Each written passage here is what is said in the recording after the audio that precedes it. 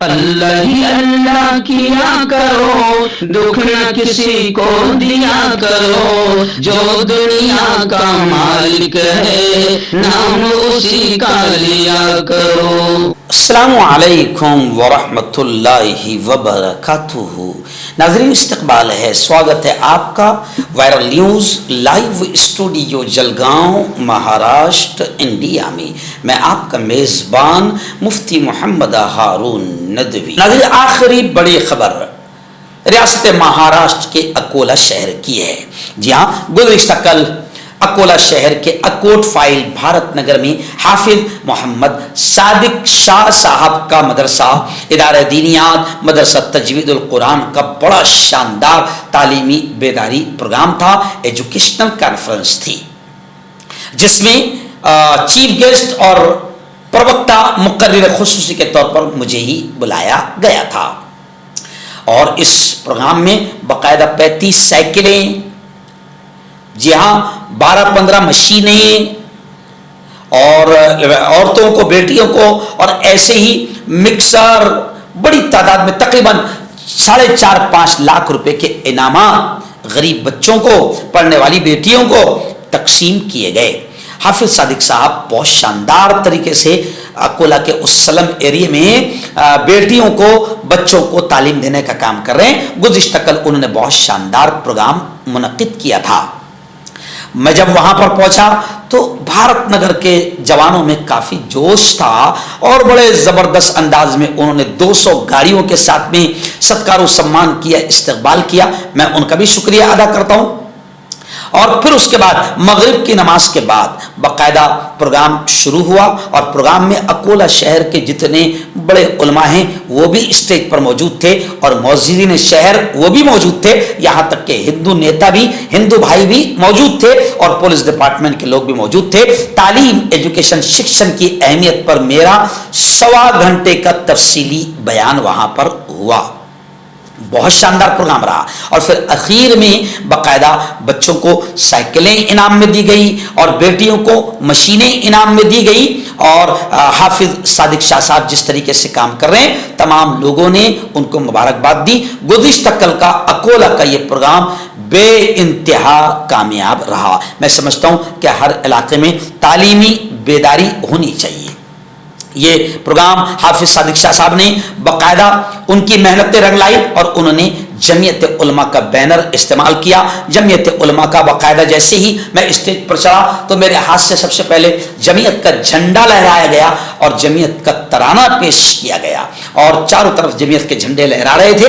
حافظ صادق شاہ صاحب نے باقاعدہ مہاراشٹر جمعیت علماء کے صدر مولانا حلیم اللہ قاسمی صاحب کو بھی مدعو کیا تھا، کسی وجہ سے وہ وہاں نہیں پہنچ پائے، لیکن میں خود جمعیت علماء مہاراشٹر کا نائب صدر ہوں۔ مولانا حلیم اللہ قاسمی صاحب نے کہا کہ ہمارے مفتی ہارون صاحب موجود ہے، اور 2 بڑے لوگ اگر ایک ساتھ آ جائے تو دونوں کی بات نہیں ہو پائے گی۔ میں چاہتا ہوں کہ مفتی ہارون صاحب ہی پوری تفصیل سے تعلیم کی، ایجوکیشن کی اہمیت پر بات کریں۔ تو گزشتہ کل کا یہ پروگرام اکولا کا بے انتہا کامیاب رہا۔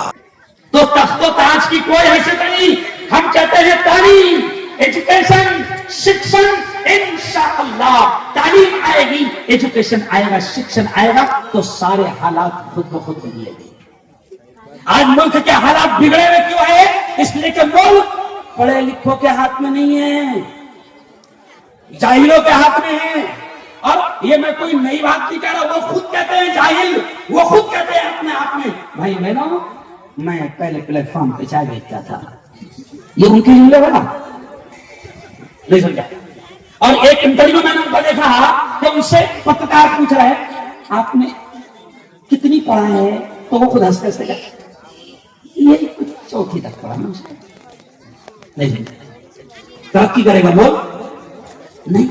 اور پیارے بچوں، آج میں دین اور دنیا دونوں کو سامنے رکھ کر بات کرتے ہوئے اب اپنی بات کو آگے بڑھاؤں گا کہ دیکھو سنو مسلمانوں، او میری بہنوں، میں تم سے بھی کہہ رہا ہوں کہ قرآن میں سب سے پہلے اللہ نے اگر کسی چیز کا حکم دیا ہے تو وہ پڑھنے کا حکم دیا ہے۔ مولانا صادق صاحب نے ابھی بیان میں اشارہ کیا، کیا اشارہ کیا کہ 8 دن بھوکا رہنا پڑے چلے نا۔ مولانا میں نے سنا یہ بات، مولانا صادق صاحب نے کہا کہ 8 دن بھوکا رہنا پڑے چلے گا. اور اگلا جملہ سن لو, 8-10 دن نہیں ملے گا. ارے بولو نا بھائی, چلیں گا. میرا مشہور ڈائلاگ ہے کہ اپنے بچوں کو اپنے گھر میں ایک وقت کھاؤ چلے گا, مگر اپنی اولاد کو اچھی تعلیم دو, اچھی تعلیم دو.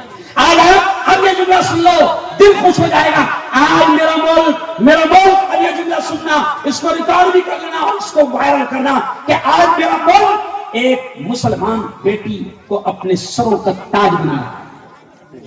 میرا ملک آج صوفیہ قریشی جس نے میزائل اڑایا اور ہمارے دشمنوں کو ایسا سبق سکھایا کہ آج اس ایک مسلمان بیٹی پر پورا ملک فخر کر رہا ہے, پورا ملک اس کی تعریف کر رہا ہے.